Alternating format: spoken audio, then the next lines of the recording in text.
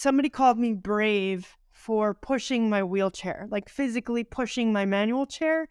And she had said in the context, she was like, "Oh, are you strong enough to push that chair on your own?" And I said, "Yes, ma'am." And she said, "Oh, you're so brave." And I thought about it. And I didn't say anything mean to her. I just said, "Thank you so much." But I thought about it more and I said, I'm not brave for living the only life I've ever known, right? So I don't know anything different. I was born this way.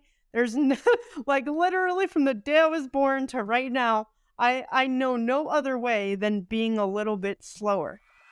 This is the freestyle way. Steph, welcome to the podcast. I'm excited to be talking to you. We were just kind of chatting off air about when we last saw each other, and that was in 2019 when I came to your gym to host a seminar. And I just want to say thank you for allowing me to be able to share in your space at that time. It was a very interesting time for me because I was in transition, kind of moving away from the more movement driven coaching to the more mentally and emotionally driven coaching, and you were one of the first to host that workshop. So thank you. It's amazing to have you and to be able to talk to you. How are you doing? Well, thank you so much. I'm doing so good. And I don't think you even realize how important that seminar was for me personally. Obviously, we've known each other for many years before the seminar, and I feel very grateful to have like a genuine friendship. And I think at that point in our life, and, we didn't even know it coming up even a couple months later, our whole world would basically be turned upside down. But at that time, I was struggling. I was struggling emotionally. I was struggling mentally. I was struggling as a business owner. I didn't feel like, it was kind of like imposter syndrome. So I feel like we have always had this kind of connection where I don't have to have any filters with you. And I can just say, hey, my life is falling apart and, and I need help. And I just remember feeling so like rejuvenated when we said goodbye the last time. And you basically just telling me like, we don't know where life's going to take us right now, but it's going to be okay. And, that was really special to me. That's amazing. That brings back some memories from when we first met. I remember when we met at the CrossFit Games. It was just in passing, and it was very quickly. It was in the like vendor village area, and I had my posse, you had your posse, and we were just kind of like, we saw each other and we recognized each other, and we kind of just came up to each other and said hello. And I just remember in that moment, you shook my hand and you pulled me in. And you gave me a hug, and I just remember that moment. I was like, wow, that was a powerful hug. And there was something that happened in that moment where you were already speaking and being very vocal about how driven you are and how you overcome and continue to overcome those things that have been kind of presented to you through your life.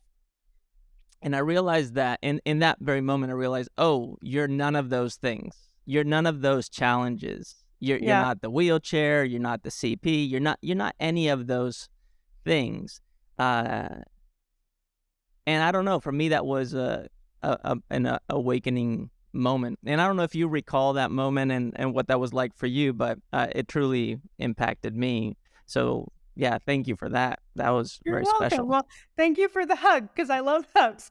But yeah, I do remember that, and I remember being in Vendor Village. For those that don't know the CrossFit Games, it's a huge event. It's basically like the functional fitness Super Bowl, and I think at the time social media was really at its like peak, where like it was kind of like this mysterious thing. Like if you saw somebody in person that you followed, it was like this fangirl, fanboy kind of thing. And when you realize that the person behind the screen is a real person with genuine intent, it was a connection that I knew like it wasn't just going to go away. And now at the time, and your time is still very valuable. But at the time, people wanted pieces of you, right? People knew you as Carl Paoli. Like they weren't necessarily looking at you as just Carl. And so like people looked at you kind of on like a pedestal. And so when, I got to meet you and realize that we could become actual friends, it was like, oh man, he's so much more than just a guy that does handstands or more than just a guy that teaches you how to flip upside down. And I think that was a good moment for me in the sense of realizing that like just because I had a physical disability didn't make me any less valuable. Yeah. That's amazing, and I'm glad that was the case, and I'm glad we've been able to continue to stay connected in different ways. And my curiosity today in our conversation lies around this idea of staying driven, which is your motto, it's your tagline, it's your way of potentially anchoring all of your thinking. And I wanted to start there and just ask you, what does that mean to you? What does it mean to be driven? I feel like life has just tried to knock me down so many times. And at a certain point, you either have this idea of saying, okay, I either give up or I need to move forward. And there have been a couple of times in my adult life where I have wanted to give up, right? And it's very serious. I don't take it lightly. I mean, having the thoughts of would life be better without you here? Would people be happier without you here? They're very heavy, but they can be very real. And so throughout my life, I've been through different stages, whether it's recognizing that I had cerebral palsy, but being around so many able-bodied people that I quote unquote wanted to make myself as normal as possible and trying to fit in that way, to then going away to college and figuring out who I was as an adult and what that meant to me, finding love, finding that person in my life that was going to accept me as I am. And for a long time, I thought that was never going to happen. I met my husband when I was 25 years old, and I literally watched people fall in love, date people. And I'm sitting here going like, is that ever going to happen for me? Right? Whether it's going, like I said, going through school and finding love and doing all those life things, to realizing like, would it just be better if I wasn't here? Would it just be easier for people around me? Would it just be easier for my life in general?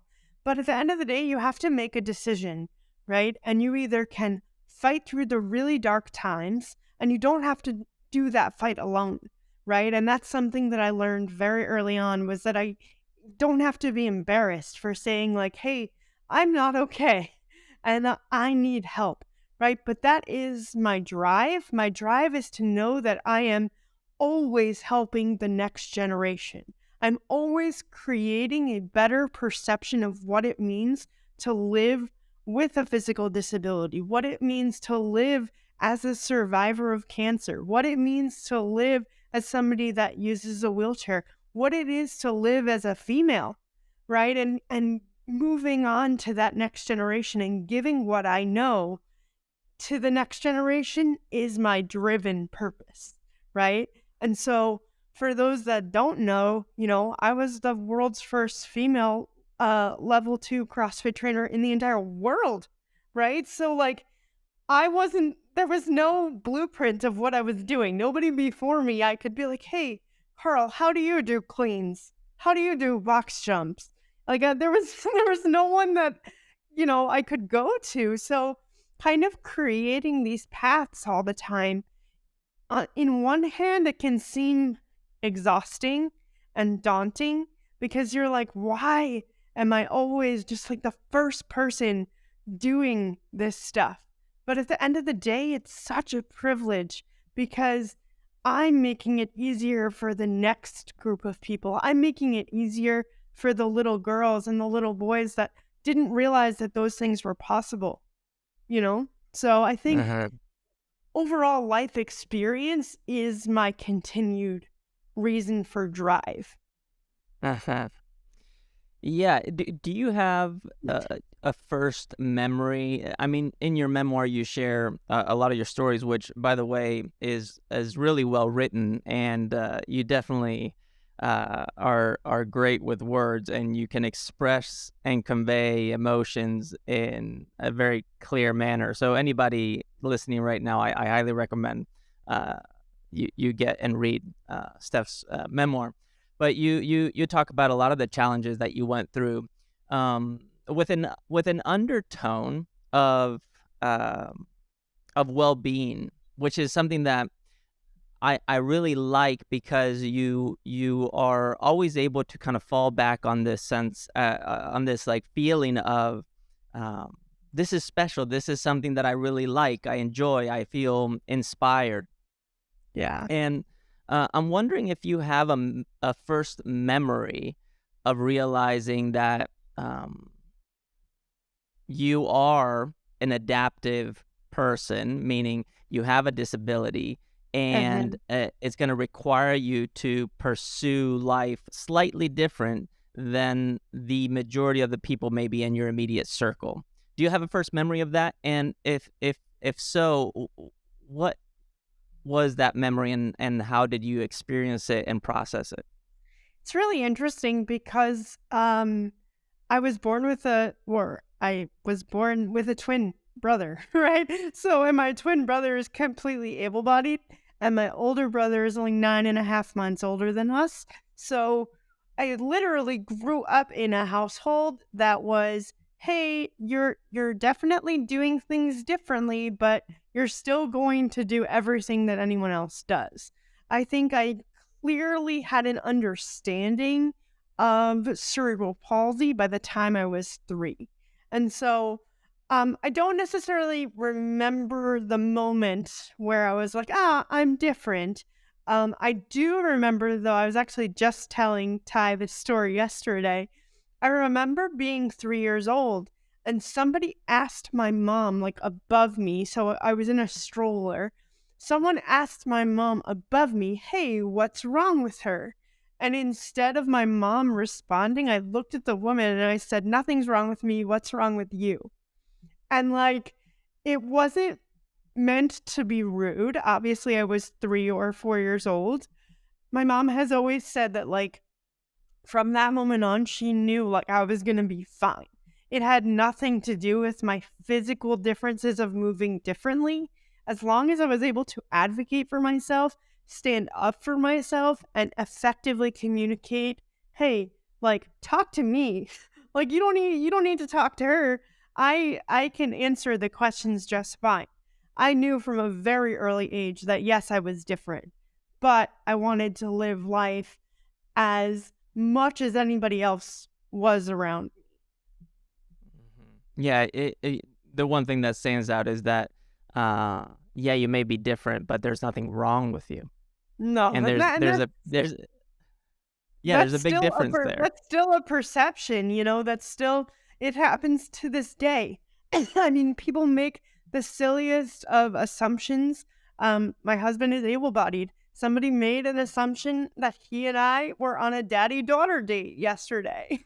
I'm like, but I saw you posted that. right, but like it's, and people don't mean for their assumptions, I guess, or presumptions to be rude or come off as rude. But just because you use an accessibility device or have to move differently from point A to point B doesn't mean that it's like impossible for somebody to either understand you, communicate, or even be able to build a life with somebody else, right? And so I Mhm. think from a very early age, I knew that I was going to be up against the world in a sense, but um, I don't know. I've just always had this umph to kind of be like, screw it, I'm gonna do it anyway. Mhm. Yeah, for sure. And you make that very clear in your book, and you've made that very clear since I've known you and through our relationship. It's something that always kind of comes back, and it's something that I appreciate because there is a great awareness on how you see the world. And that great awareness has been also influenced by your ability to move. And CP, of course, affects your ability to move, but you've been able to navigate it in remarkable ways. And I'm curious, when you think about physical movement, how does that affect how you see the world? And what is it that you're seeing in the world right now that is, for one, maybe puts resistance on you, and two, maybe evokes a feeling of inspiration and wanting to advocate or change or transform? For example, you talked about your experience. I believe you were flying to potentially Wadapalooza, and there was an experience there with your wheelchair in the plane. And Yeah. yeah, I think you know what I'm referring to, where you felt compelled afterwards to make sure to make a post about it and share your experience so that this wouldn't happen to anybody else. Before we even get into that story, I'm just curious, in general, when you see the world from a movement perspective, what is it that you see that an able-bodied person potentially just takes for granted or neglects, and that maybe we should become aware of? So, first and foremost, I will say that CP has given me the gift of empathy and this innate sense of it's okay if life moves a little bit slower. And I don't know if that's mainly just because, as somebody with a physical disability, like, you have no choice. You have no choice other than to move a little bit slower. You know, if I said to you, hey, Carl, we're going to have a meeting at 10:30. If you wanted to wake up at 10:20 and hop on your computer and we were going to meet 10 minutes later, I'm sure you could get yourself out of bed, get dressed, even make a cup of coffee and sit down in that 10 minutes, right? In reality, for me, I cannot just wake up, get dressed, get out of bed, go to the bathroom. Like, I can't do any of that in an actual fast manner, right? So I think cerebral palsy has also, and having a life with CP has given me the ability to learn how important time management is, right? And understand that if it takes me 10 minutes to put my shoes on, 20 minutes to put my clothes on, I at least need 40 minutes to get myself fully ready for the morning, right? So if my class starts at 6 a.m., I got to get myself up at about 5 a.m., 5:15 the latest, to make sure that I'm on time and I'm ready to roll. I don't think that you can say that people take it for granted, because then that would mean that there's a feeling of like feeling bad or sympathy, right? Because it's not something you take for granted. It's just not something that you have to experience, right? And so being grateful for your ability to move faster in daily life, it's fine. Like, you can be grateful for that, but I'm also grateful that I have the ability to physically get myself out of bed, sit up, go to the restroom, do everything I need to do independently, but I just need to have better time management. So I think this idea of, do people take things for granted? Sure. I think we all do. I think even myself, like, I might even take for granted that I have the ability to speak as well as I do. Not everybody has that ability to do so, but we don't think about those things on a daily basis. So I don't think you have to think that you take your movement for granted, because there's nothing to be sorry for. But I think you can also think, hey, I'm super grateful for how well I'm able to move from point A to point B. And there's nothing wrong with that, right? So I think that's just something that, again, I've in the last few weeks, I've had to remind people in many different ways. Like, somebody called me brave for pushing my wheelchair, like physically pushing my manual chair. And she had said in the context, she was like, oh, are you strong enough to push that chair on your own? And I said, yes, ma'am. And she said, oh, you're so brave. And I thought about it. And I didn't say anything mean to her. I just said, thank you so much. But I thought about it more and I said, I'm not brave for living the only life I've ever known, right? So I don't know anything different. I was born this way. There's no, like literally from the day I was born to right now, I know no other way than being a little bit slower. But at the end of the day, that's what's normal to me, right? And so I think when you're born having to adapt from day one, you're born with this sense of it's okay to be a little bit slower and maybe have a little bit more empathy for when somebody is either moving slowly or struggling with something on a daily basis. Long answer to your question. Yeah, no, it's a great answer, and a couple of things have come up, and if I just work backwards, when that woman, for example, said you're brave, most likely she was referring to, this is where you have to assume positive intent, of course, but most likely she was seeing something that she doesn't usually see. You don't usually see people pushing their wheelchair, right? It's like, when you think about it that way, you're like, wait, you're in a wheelchair, but you're pushing your own wheelchair? Right. It's hard to compute something, like what's happening here. And you just assume that, oh, wow, that person is going through something that now they're having to express themselves in a way that looks like peak performance. And that is brave. Now, maybe brave is not the right term. Maybe it's courageous. And courageous being that it comes from the core or from the heart. And that's something that I do believe you are. You're a courageous individual because you do everything with tremendous passion. You do it from the heart. And I love that you brought up this idea of time management and slowing things down, because I have a curiosity which is kind of shooting us forward a little bit in our conversation, but I'm just going to ask you now, if you have less time, how do you manage to get more done than the average individual? Because you're very productive. Yeah, I don't think that I have less time.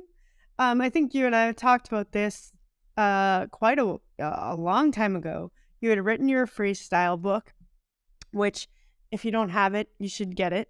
You'd written your freestyle connection book, and I was at that point probably 7 years ago, because this was before I had gotten sick. I had told you that my ultimate goal was to write a book. I've been wanting to write a book since I was 9 years old. And you gave me some pointers and you said, listen, writing a book is not easy. Writing a book is going to take some time, and it's going to take a lot of your energy and your effort if you want to be as personal as you say that you want to be. And sometimes people people think that you will say the things you want them to hear, right? But what was good for me to hear was, this isn't going to be easy, right? And it took me 3 years after that moment to really dive into what I wanted the book to be about. And so I think, when you have this idea of time, everybody has the same 24 hours in a day. Yes, things are going to still take me a little bit more time physically, but if I want to get them done, just like anybody else, I create this either to-do list or, hey, like I knew today I was really excited that we were going to sit down and we were going to chat. So I moved everything in my schedule around because this was important to me, right? And so I think it's a level of importance. If it's not that important to you, then you're going to put it on the back burner, right? But if it is important to you and it is time sensitive, you are going to find a way to make it work. Steph, I just want to do a quick little side here and just say, as I started recording this podcast and started interviewing people again, and I kind of just revamped this whole experience, this moment that I'm currently experiencing with you, like this experience that I'm currently having with you, is exactly what I was craving, which is being able to interact with somebody who could allow me and help me to think a little bit different. And I just want to say thank you because you're doing that right now for me. And it's always happened every time we've hung out, and that's one of the reasons I selfishly wanted to talk to you. But yeah, I just want to say thank you for being able to bring um perspective to the way that I'm currently thinking and seeing the world, and furthermore, Yep. projecting what I believe to be true onto you in order to get some information that is interesting from you. So I just want to say thank you. That we Oh. could end it now, and I'll be like, okay, we're good. I got Well, what I I think needed. I think again, our relationship is special because we don't sugarcoat things, right? Like I can 100% own up to the fact that the last time that we saw, I was a blubbery mess and I was crying and I was upset and I was doubtful of myself. And without judgment, you looked at me and you said, right now it's really hard. And I 100% get that. But if you want to make it different, you have to create the change. That's exactly what you said to me. And I was like, like that's a good piece of advice to take away. And granted, none of us knew that the pandemic was happening or going to happen, but I did exactly that, right? Was like it didn't happen overnight. And I struggled as a box owner, I struggled as a business owner, but at the end of the day, like I took a deep breath and like had to realize like you might have to let something go in order to create something new. Hmm. Yeah. Well, interesting enough, you remind me that you were technically a mess. You were crying, and we did talk for a long period of time. But my memory of that is not one of seeing you as a mess. I just remember that as something that was like, oh, we had a very positive encounter, and that was I don't know, that was really good. And then Yes. you remember the picture that you posted the other day reminded me that when you closed up the gym and we left, you were showing me your car, and we were excited about the design Yeah. and all these things. And I just remember that being a moment that was unique, just because we were meeting at your gym. I'd never been there before, and I had Yeah. just done this seminar, and you had helped me go through the day. Um, but in no moment did I even have like a sense or feeling that you were a mess. You know what I mean? Like you may have been in a dip, Yeah. but I have no recollection of you being a mess, of me thinking, oh, Steph is really in a hole right now. Well, and that's perception too, right? Is the way that we view ourselves. I wish so badly sometimes, mostly all the time, that I could see myself the way my husband views me because I'm so hard on myself, especially after going through cancer, because I want so badly to be in that body that I was in before I was sick. And then he'll often remind me, like, your body wasn't healthy in that body before you were sick, and then I have to remind myself, like, just because I look a little different or my body's changed doesn't mean that I'm not necessarily healthy right now. Like, I'm probably the healthiest I've ever been and getting a lot stronger. But I think, again, with this thing of social media, and I love social media for how powerful that it can be for connection, right? Whether it be a relationship like I have with you and we've met kind of through social media, or the relationship that a lot of people follow right now where I'm friendly with a little girl. She's 5 years old and she has CP, and I mentor her parents because I met them through social media and they're incredible humans. But this pressure to be, Steph the Hammer, right? And to be this face and this voice of the adaptive community as a whole now, it still feels like pressure, right? And when a company doesn't want to work with you because your numbers aren't high enough or your engagement isn't high enough, it makes you feel like, shit, what am I doing wrong that like the next person literally is doing the same thing? Am I just irrelevant now? Right. And I think that that's kind of a dark hole where unfortunately we live in this world of so much social media in front of your face that when it doesn't pan out like it used to 10, 12 years ago, it's like, well, what now? You know? Yeah.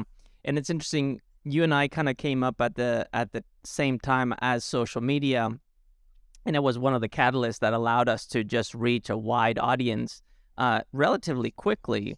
And um and to see how things have changed when it comes to social media and how it works, it does feel challenging sometimes to have a healthy relationship with it, Mhm. because there's no longer the same level of access in terms of the magnitude that maybe existed before, but Yeah. the impact, I think, is still there. And being able to decouple that, I think, is challenging. And especially it's challenging if you're trying to work with partners or collaborators and they're judging you on your, vanity metrics, and Yeah. not really seeing the conversations that are happening behind the scenes where the true Right. impact is happening and the change is taking place. So yeah, I hear you loud and clear. And this leads me to your expression as an athlete. When did you first see yourself as an athlete, and what was that experience, and how did it take you to this point where now you're not only an athlete, but you're a coach and Yeah. helping a lot of people? My journey as an athlete was a very defining moment in my whole life. Um, I was never good at sports. I was never, I could never keep up necessarily. Like I couldn't join a team or like be part of like the high school teams or whatever. But I was a sophomore in college and I had started noticing that my body was changing, not in the best way. I wasn't really taking care of myself, and I had started noticing pictures of myself that I didn't like. And so I ended up meeting with a trainer, and I worked with him for like 6 to 8 months. And in that time that I worked with him, he had asked me for a tangible goal. And I remember him saying to me, what's your goal? And I said, I want to lose 20 pounds. And he was like, no. He said, that will happen. He said, I want you to give me an actual goal. And I remember a good friend of mine was a completely able-bodied runner, and he went to go to a race. He was one of the fastest runners in all of South Florida. So I just went to support him. He would race like every weekend, 5Ks, 10Ks, whatever. And I went to this one race and I saw a whole bunch of empty wheelchairs at the front line of this race. And I was like, man, that's weird. Like, where are the people in those chairs?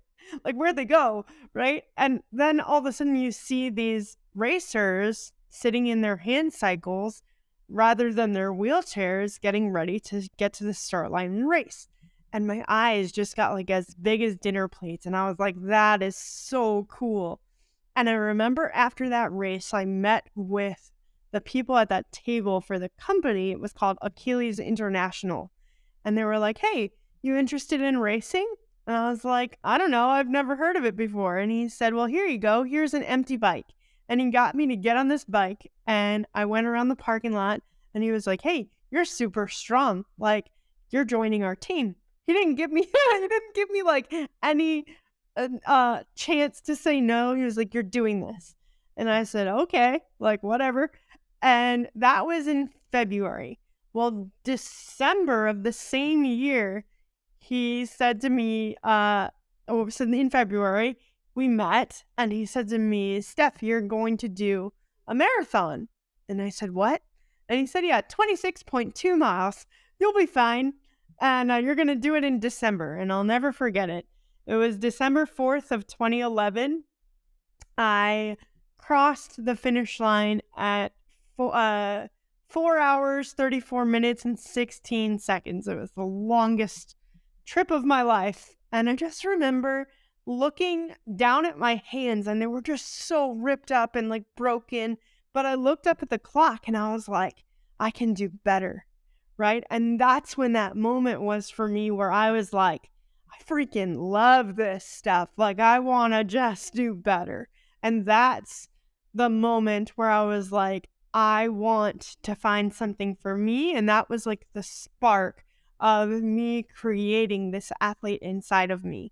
it wasn't until May 3rd of 2012 that I rolled into my first CrossFit gym, and that was literally like the rest was history. I just had fallen in love with the community, and at that time, Carly, like community of CrossFit was so different back in the day, and I'm not saying that it isn't as great now, but the sense of community was just so cool. You could walk into any gym in the entire world and, you could drop in, you do a workout, and you'd get a t-shirt, and you'd be so proud of that t-shirt, and you'd rock it anywhere you went, and nobody gave a shit that I had CP. All they cared about was, hey, you good?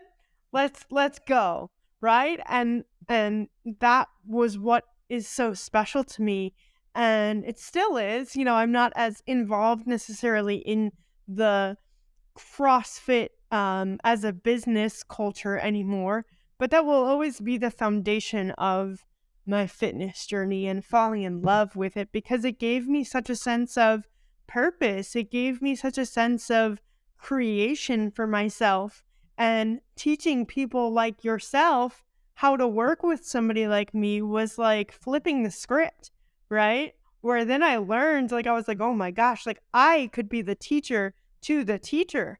How cool is that? Right? And that was my moment of saying, this is meant for me. Mm-hmm.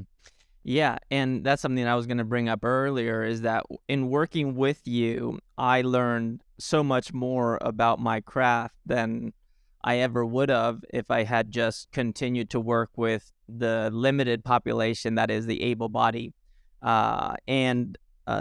Yeah, you are definitely the teacher of the teachers. And the cool thing is that you are a teacher that is also in the process of development, which everybody is. But I think your progress is you take big leaps. And one of the reasons, and this is just my opinion, is because you've had to create signature styles, signature ways of doing things. For example, you're clean, like just picking up a barbell, how you perform a clean. That's a signature style of you. I haven't seen anybody else do it that way. You were the first I ever saw. And I'm curious, one, if that resonates as I say that you having to find your signature styles and being creative. You said creating your own lane, basically. If that has been something that has impacted you and the way that you understand movement, athleticism, life in general. And two, what does the creative process look like for you? How do you create new movements? How do you do that? Yeah. So it's actually really interesting. So again, I can't say that I've done all of this alone. Obviously, we know that. I had a lot of back and forth conversation with our friend Angel and Stouty and that whole group of individuals, but I was, number one, the only female in our group at the time, and number two, I was the only one that was physically born with a cognitive neurological I shouldn't say cognitive, but more neurological impairment, where the messages from my brain to the rest of my body were not necessarily communicating very fast, right? And so your question as to how do you come up with those things in process was quite honestly trial and error. I remember having a very vivid dream because when I first started CrossFit, I was doing CrossFit solely on my knees, like lifting barbells and doing that kind of stuff from my knees, because I didn't want to damage my power chair at the time. I didn't use a manual chair. I didn't want to damage the power chair. They're very expensive. So I got out of my chair and would do it on my knees and created this base of movement. Now, my vivid dream was me literally on my knees, using a PVC pipe and just doing a snatch overhead. And I went into the gym the next day and I said, man, I gotta try this. Like, I'd never tried it before. I didn't know if it would work. And I said, if it doesn't work, like, I'll just fall flat on my face. And I remember I was wearing like a hot pink shirt, black shorts, and I had this bright blue mat under me. And we were using the PVC pipe, and I had created this like triangle base with my knees. So my knees were a little bit further apart, but my hips felt really good. And I was like, man, this feels crazy, like to be kneeling for that long. And I just started with a PVC pipe, and I literally tried to just mimic that pattern. It wasn't perfect, but it worked. And I was like, man, if I could do that with a snatch, or for those that know snatch, it's a wider grip. I could bring my grip in and go about hip, right outside my hips. And I could do the same thing with a clean. So then I just started like messing around. And I was like, if I could do this with a PVC pipe, could I do this with a 15-pound bar? And that took a lot of core, a lot of time, just in general. And I did that for quite a while, for probably 3 years, building up my weights and stuff like that. And then I started really getting involved with the other guys, and they were all either paralyzed or had an accident and had put themselves in as chair users. So I was still the only one that was mobile in that way on my feet. And I remember them being like, Steph, get in your chair and like, don't be afraid, because the backrest of your chair will keep you upright so you can lift heavier. And as soon as I heard the words that I could lift heavier, I was done. Like I was like, okay, like I'm going to do this, right? And I think it's just literal trial and error. I remember being with Jason Khalipa, who is a friend of ours. I remember being with him and trying to learn to rope climb. And it was that moment where he, as the teacher, allowed me to be the teacher, because he'd never worked with somebody like me before. So he couldn't understand why my legs weren't allowing me to go up the rope. Right? So like I was in full extension, full spasm, and my legs just wouldn't move. And he was like, oh, well, if we bend your legs. And I'm like, dude, you don't understand. Like if you bend my legs, I'm just going to shoot backwards. I'm not going to shoot up. Right? And so it was this thing of just having people say, okay, let's try it. And if it doesn't work, we'll try something else, and this idea of chasing that yes is something that I talk about in the book. Because people can say no a million times, but what happens when that one person says yes? They give you the opportunity to then chase what that outcome is going to be, right? If you didn't give me the opportunity to work with you, I would have never learned from you, and vice versa, right? So at the end of the day, like that's how I created my style of fitness, was just freaking trying stuff. Yeah. No doubt about it. You have created many styles, and very powerful ones. And every time you share them, I'm like, wow, it's pretty impressive. And like that woman was saying, also brave of you to showcase that level of vulnerability. Courageous to say the least, because you're really exposing the edge of your abilities. And when you expose the edge of your abilities, it's like you're walking life on this like razor thin line. You could go either way. You can be triumphant, or you can completely fail or end up in a hole that may feel like a ditch. But you have always been able to walk that very fine line of vulnerability. And I just assume that it's part of your nature and the environment that you've grown up in. And you share a lot about this in your book.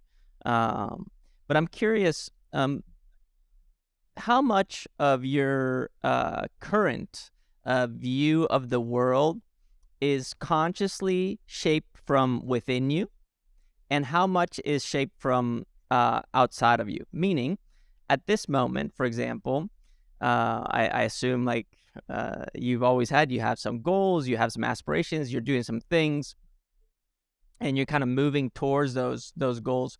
But how much of that is also influenced by those who seek you out for support? And those who seek you out, what has a common theme or pattern been in terms of what you see them need? What is it that they're seeking from you? That's a really good question. Now Number one, I always like to let people know that just because I, give off this sense of strength and success doesn't necessarily mean that success has happened either overnight or that I don't personally myself struggle still with my mental health, right? So I always make that very clear that just because you see the highlight reel of social media, that there are sides to me, that I am human, that I am, I'm someone who feels and loves and just emotes very deeply, right? And so when people seek things from me, they need to know, who they're seeking from. Most recently, I've gotten a lot of parents that have young children with cerebral palsy or young children that have gone through cancer and going through that situation. Um, and I think part of me is trying to heal the inner child within me. I did not have the easiest of what you call adolescent years, from teenage years to being about 24, 25 years old. And at 33 has really been 32, 33 has really been that time where I'm looking within myself and trying to heal those pieces from within me. What I have been through does not dictate how the rest of my life is going to go. And I think that was something that was really important for me to understand and something that I'm still working through, and understanding that like parts of who you are as a child will always be part of you. I guess when they say, you're young at heart or the inner child within you, but that doesn't mean you can't be healed from it. And I will say, so I got to spend a week in New Jersey a couple weeks ago. I got to spend a week in New Jersey with that family that I was talking about. This little girl, her name is Colby. She's 5 years old, and I met her mom simply through social media, and her father ended up coming out to Arizona to specifically meet me before I was to go to meet Colby. And I feel very lucky because the CBS Mornings captured our meeting and is creating like an episode of our relationship together. But spending the 5 days with that little girl and just feeling so much love and feeling like this little girl was watching every move that I made. She wanted to do everything that I did. She wanted to try things that she'd never tried before. That's where I truly felt like I was really making a difference. And what's fascinating is that I'd never allowed myself to do that before. I was always trying to prove something to somebody else, right? I was always trying to prove, like, let's say take CrossFit, for example. I was trying to prove to the CrossFit Incorporation that we were good enough to compete. Well, when that change wasn't happening, and it's still not really happening to the level that I thought it would, it gets exhausting. And at what point do you feel like you're just talking to talk, right? And so at some point, you just got to move on and allow yourself to try something else. And I was so afraid of accepting myself that I didn't want to accept anybody else that was like me. But could you imagine if I never did that? I would have never met that little girl and started to heal myself at the same time while teaching her that she can do anything in her life, right? And so I think that having this idea of just accepting who you are and understanding that the world is not built for us, but that doesn't necessarily mean that we can't build our own world around us, right? Yeah. Wow. Yeah, that's really powerful stuff, Steph. Yeah, thank you for sharing that. I'm curious, what's the conversation like with the parents? I mean, as a parent myself, as a grandparent now, I love you know your that grandson so much. thank you. He's my favorite. He's Um, pretty cute. Yeah, what's the conversation like? I mean, I know that I spend a lot of time worrying. I'm always concerned about things, and I'm trying to get ahead. But for parents who have children with CP, what are they thinking about? What is it that's coming up for them, and how are you supporting them? Well, so a lot of it is really cool because you get to watch the parents that are now my age, right? And the girl is 5 years old. She has a sibling that is able-bodied, and she was born a twin who unfortunately lost her brother.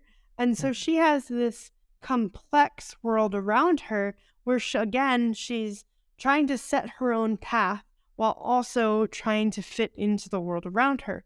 So one of the things that we talk about in our conversations is just like um, navigating real life experiences. I remember I got a phone call a couple weeks ago, and her mom had called me and said, something happened today for the first time. And Colby said she didn't like people always staring at her. And so, but she didn't know as her mom, like what was the right thing to say, or how do you handle that? And so coming from the perspective of somebody who has been there, somebody who experiences it from the daily experience, we sat down and I told her immediately, like, if she feels like she wants to FaceTime me and call me, let's do it. And we sat down, the three of us, and we talked about her big girl feelings, right? Remember, she's 5, so you have to kind of meet her at her level. But we talked about what it was going to be like for the world to always be looking at you and saying, Colby, like, this is going to happen quite often. And if you don't like it happening, you need to be able to vocalize, that you don't like it. You can be nice about it, but it's okay if you say you don't like it, right? And so having her understand that the world is, again, it's not built for us. And I think, too, what's so incredible about her parents is that they don't necessarily talk to her like she is 5. And I feel what's really interesting when you're born with a disability and you live this life, you have to grow up fast because you have this world around you that's constantly making you feel less than. Right? So when you grow up fast and you start protecting yourself, those are the kinds of things that are real life. You can't shield them from everything, right? And so we have real life conversations about, hey, what's it going to look like when she goes to a mainstream school, high school? What's it going to look like? Or what did it feel like for you? Now, I never stand in the way as a parent. I will never tell them how to parent their children or anything like that. I feel like with this relationship, it's very special because they give me the opportunity to help her grow as an individual, but I would never sit here and say that they're parenting wrong or style is wrong. We just talk about experience, right? And you can learn a lot of things from doctors and books and all kinds of things, but the best teacher is literal life experience, right? Like, I bet your daughter would tell you, she had a second child, she might do something a little different or might not be as worried about as she was with her first child because you don't know what to expect, right? You can read all the books in the world, but what do you do when something happens that you didn't expect? What did you learn from that experience?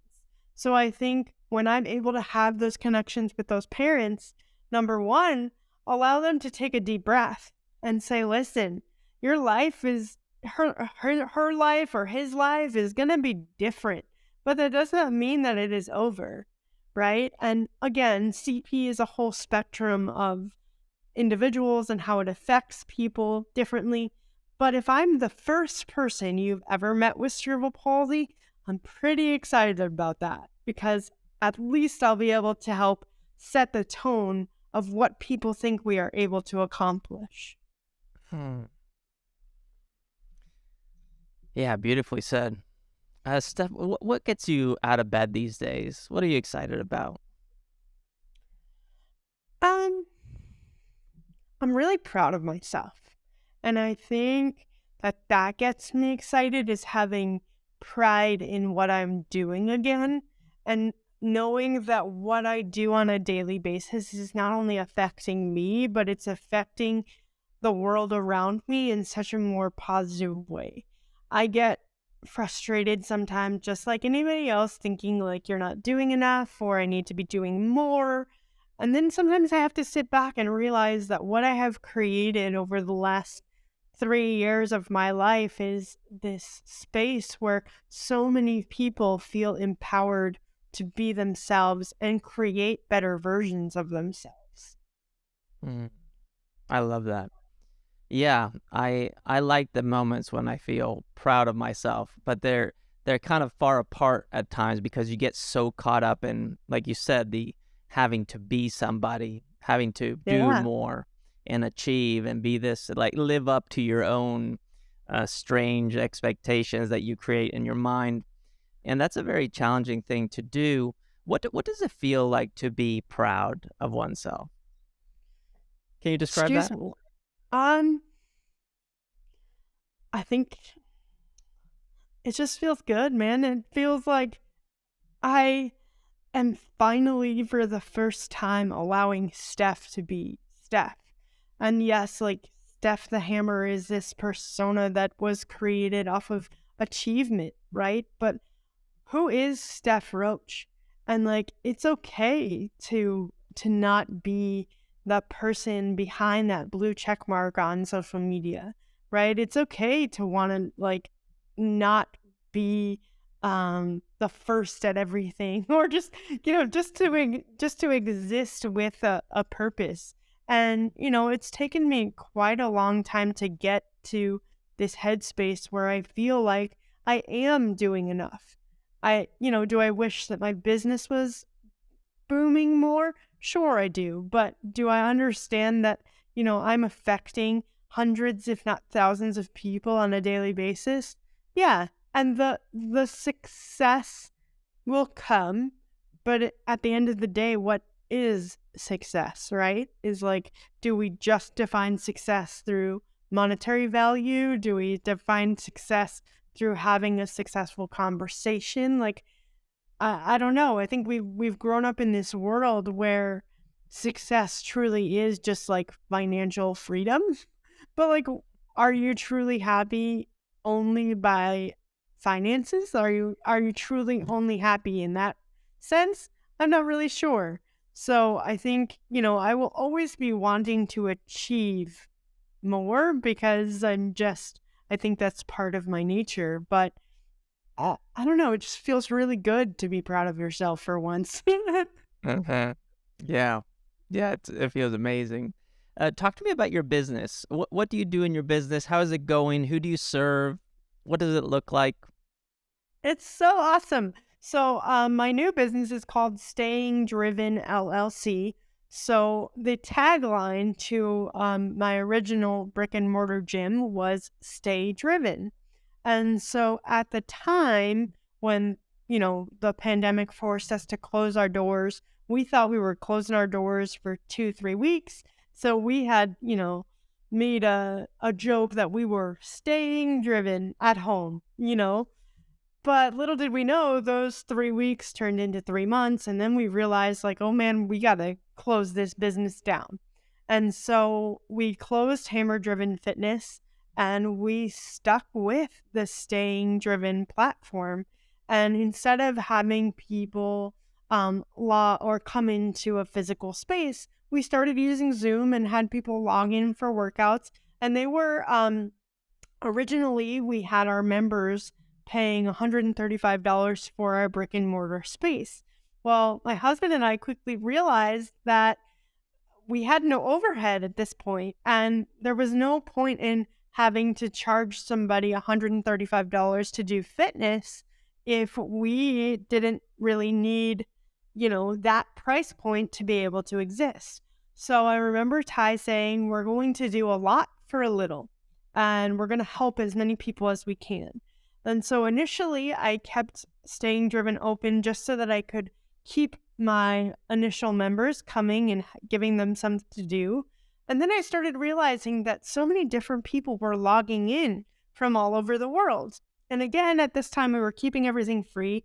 I had some people logging in from Australia. I had people logging in from Canada. I had people all over the place. And I was like, oh man, this is really cool.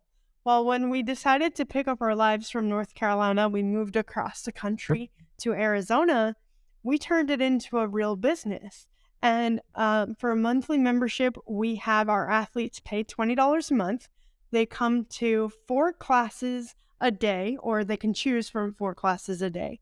We host 30 different classes a week because I not only do individual memberships, but I also do corporate memberships as well.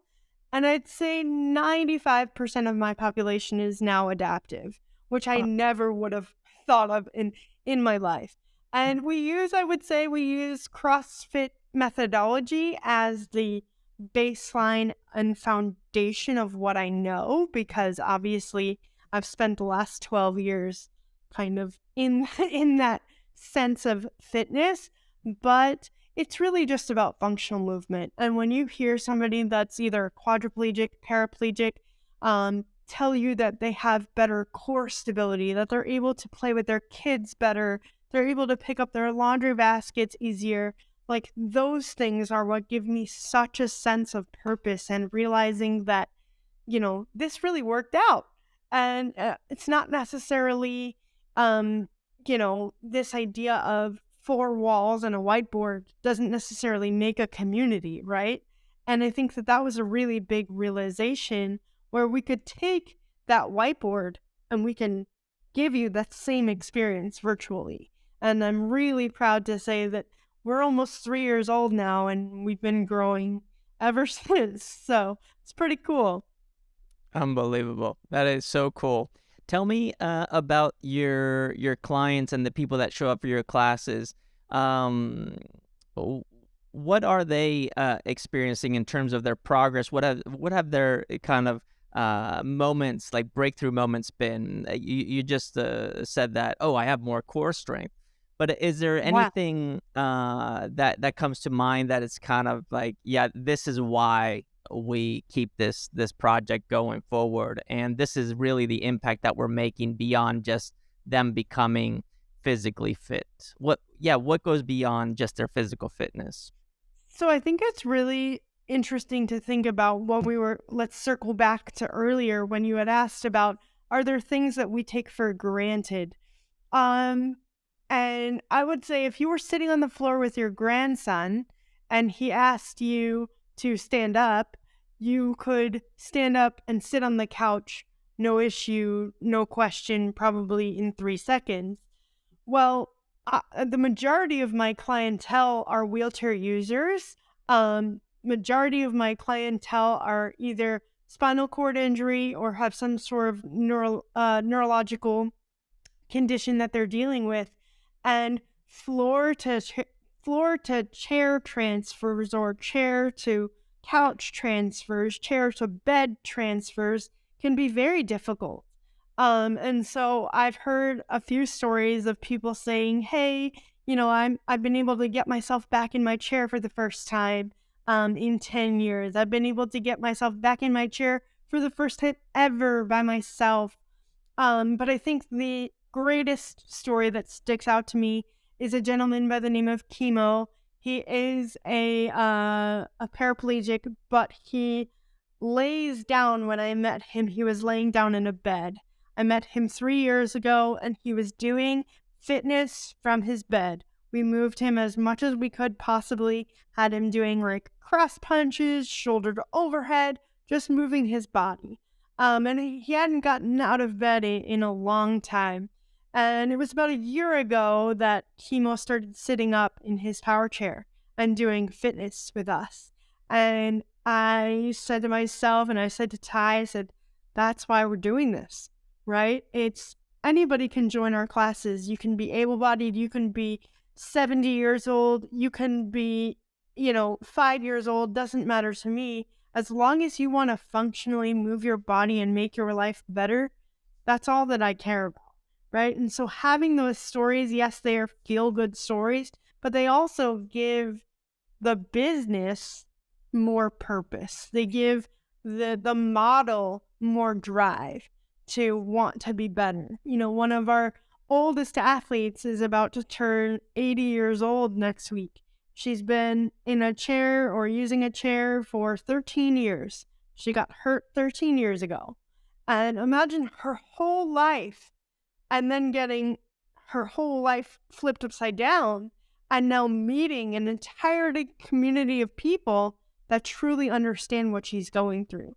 She told me that she fired a physical therapist because we were doing more for her than the physical therapist was doing with her. And I would never want anyone to lose their job or get fired, but to know that, me, the person that is not a trained physical therapist, but who has worked very hard at their craft, is allowing somebody to move at their own pace, but creating an opportunity for them to push themselves more, that they want to then, let the professional in that sense go. And it was kind of like this moment of like, I felt bad for the physical therapist, but I was also really proud of the athlete for standing up for themselves and saying, hey, I'm doing so much in this 1 hour time span every single day or 3 times a week or however many times they come, to realizing like they don't necessarily need to rely on that other resource. And that was a pretty like outstanding moment for me, being like, I would never want to do that to somebody or tell them to push someone away, but to know that we were doing that much work for that woman makes me really, really proud. Yeah, no wonder you're proud. I was getting pretty emotional there as you were sharing this idea of just being able to do what seems simple to an able body, like getting into a chair, into a bed, in and out of the shower, into a car, out of the car, on the ground, off the ground. And we've you and I have worked on this, and I realized how important this was when I first met Stouty a long time ago in Toronto, teaching a seminar, and him being in attendance, and the core movement practice of my seminar being doing a burpee, right? Getting on and off the ground. You brought me down memory lane, and when you related it to my grandson, something that came up for me is that ever since he came into our lives, he's an extremely active kid, and he's very talented. He just has this just the knack for movement. He's an athlete at the ripe age of 2. He's turning 2 tomorrow. And happy birthday! Yeah, thank you. And I realized I don't want to keep up with him. I want to belong to his world.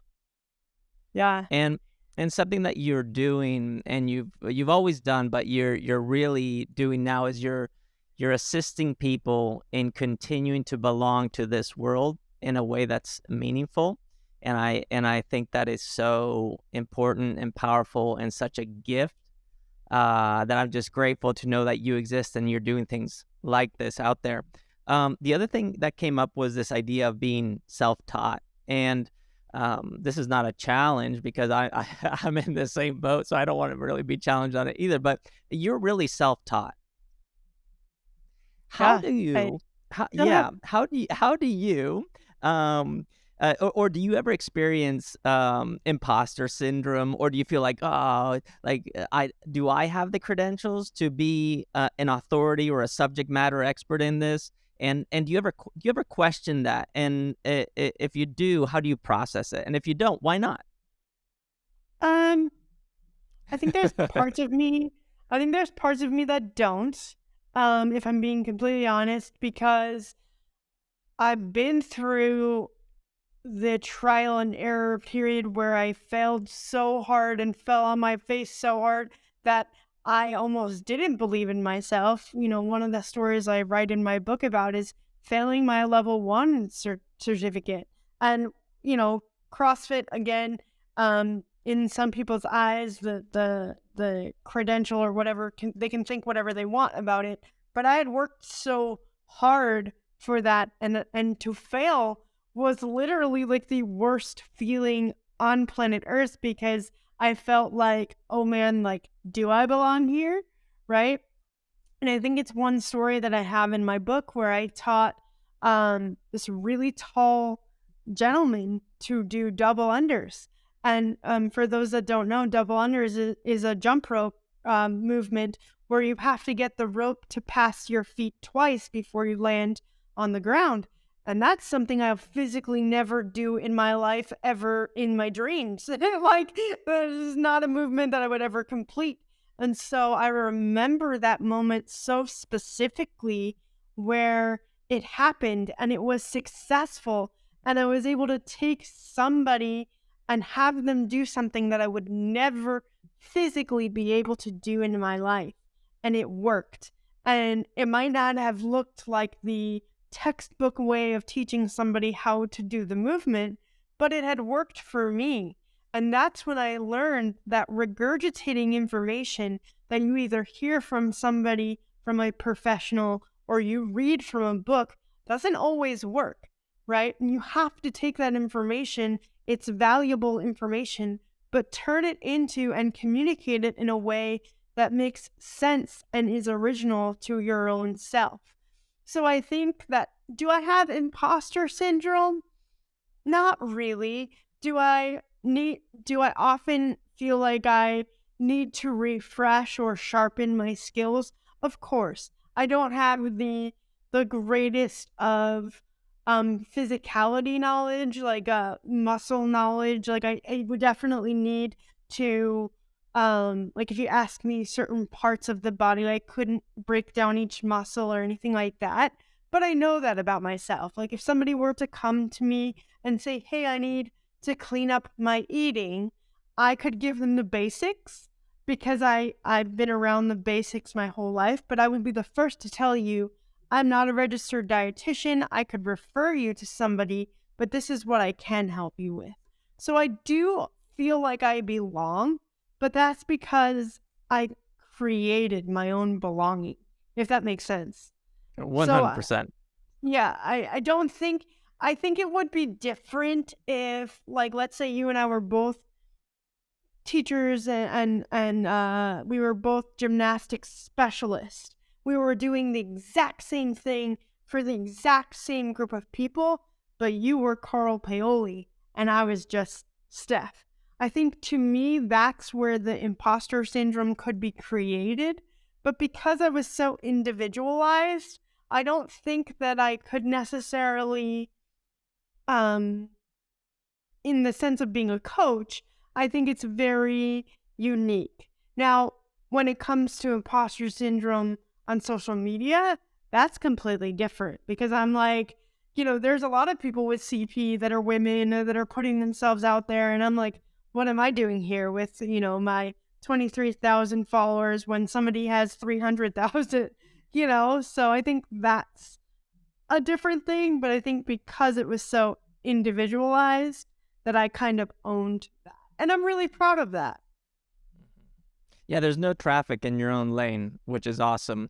And the reason I was asking this is because if somebody basically stops going to their physical therapist because they're getting more results with you, who is not a technically trained person who is maybe equipped to deal with specific things that maybe a physical therapist would have the competence to do. I just wonder how that kind of sits with you, and you explained it really well here, and I'm glad you were able to say that.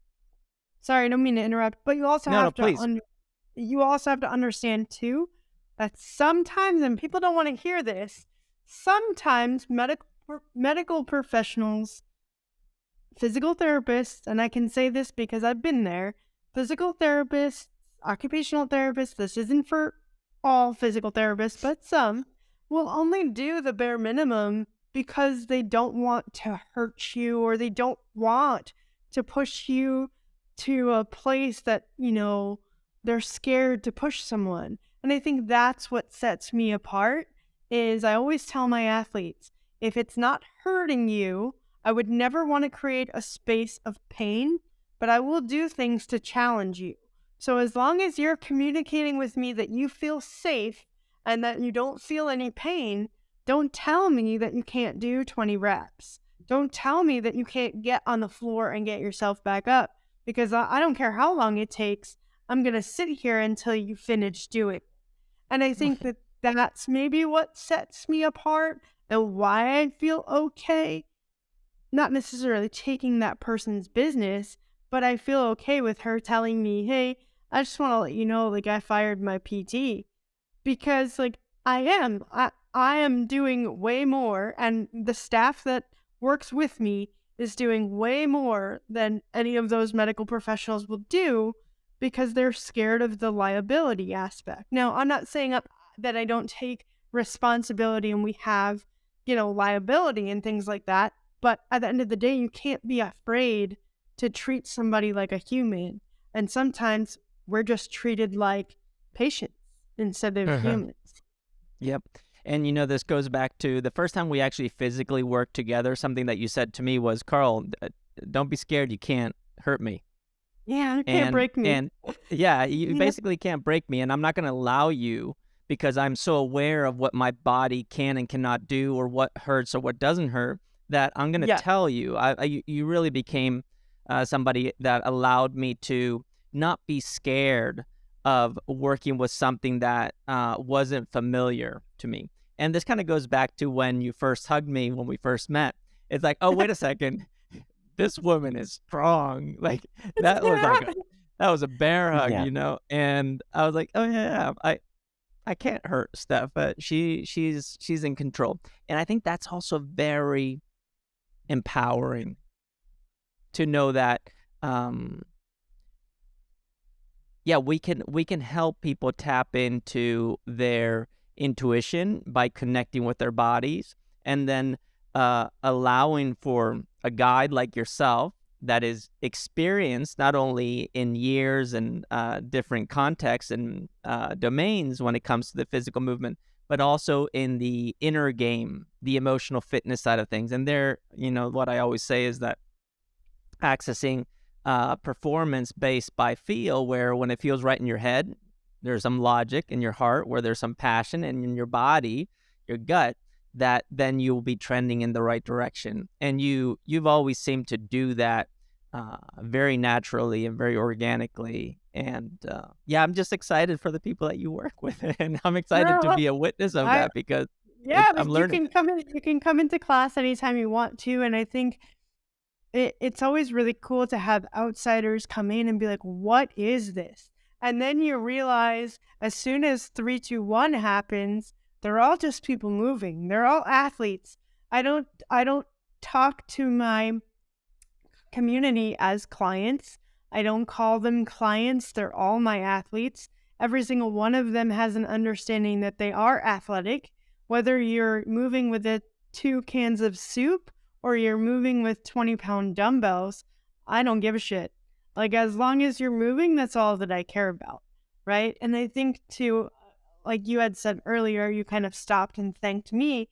I want you to understand that having a conversation with you opens up my brain in a way where I'm like, anytime that I see you on a live, or I see you talking just about life in the way that you do, is so accepting, right? And it's not necessarily just accepting of yourself, but it's accepting of the world around you, and that not everything is perfect. I remember where in 2020 and early 2021, you guys were struggling with some things and trying to figure out where you were moving and what you were doing, and you were having this new baby come into your life, and just understanding and accepting that, like, it's okay to accept the world around you. And it's also okay to change the world around you. We aren't necessarily tied to the same people that we were tied to 10, 12 years ago. And that's okay. Doesn't mean that we don't care about them any less, or that we devalue what we did in the past. But I think that that's part of the growth process, right? And you've been a very steady component of, like, Steph, I still believe in what you do, and I still want to support you in any direction that you go.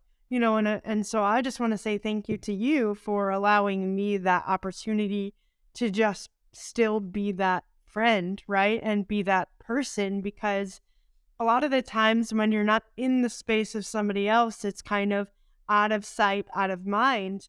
But at the end of the day, like, we have never, it could be, 6 months that we haven't physically spoken, but we both know that we're still available for one another, right? And I think more people need that in life in general, because we live in such a, a society where it's like normal to either suffer alone or suffer in silence. Nobody has to do that, right? And even if you're not suffering and you want to celebrate, you don't have to celebrate alone. You don't have to celebrate in silence. And I think having somebody like you that allows for that conversation is just really special. So thank you. Wow.